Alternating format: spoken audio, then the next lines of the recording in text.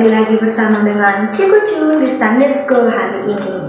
Apa kabar semuanya? Tentunya ajaib, hebat, luar biasa. Sebelum kita memulai Sunday School kita hari ini, sebelum kita memuji Tuhan dan menyembah Tuhan, mari kita berdoa, kita satukan hati kita lipat tangan kita tutup mata kita, mari kita berdoa. Tuhan Yesus yang baik, terima kasih buat hari-hari yang telah Kau berikan kepada kami Tuhan. Tuhan, sebentar lagi kami mau memuji, menyembah dan memuliakan nama-Mu Tuhan.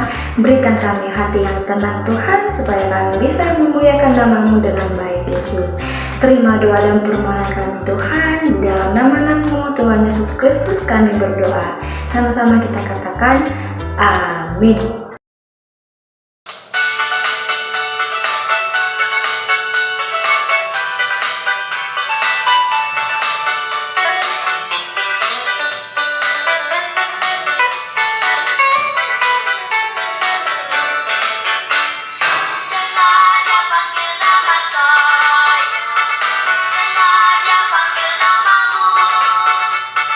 Dengar dia panggil nama saya, juga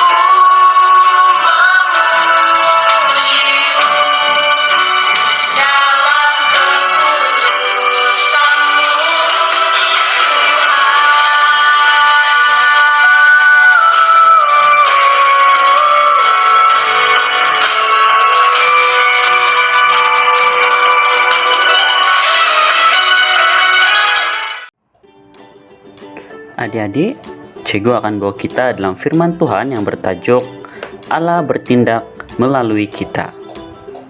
Jadi mari kita sama-sama katakan Allah bertindak melalui kita. Adik-adik, mari kita lihat dalam Keluaran pasal yang kedua ayat 23 hingga pasal yang ketiga ayat 12. Nah, di sini Cikgu akan menceritakan mengenai Musa. Nah, adik-adik, setelah Musa diambil dan dipelihara oleh putri Raja Mesir sampai ia dewasa, ia melakukan kesalahan yang membuat ia harus melarikan diri keluar dari Mesir.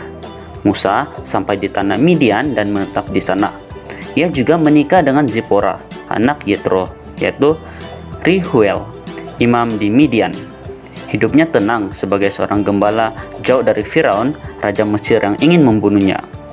Sampai suatu ketika sedang mengembalakan kambing domba mertuanya, ia bertemu dengan Tuhan. Tuhan memang sengaja menentanginya karena Tuhan ingin mengutusnya membebaskan bangsa Israel dari perbudakan di Mesir.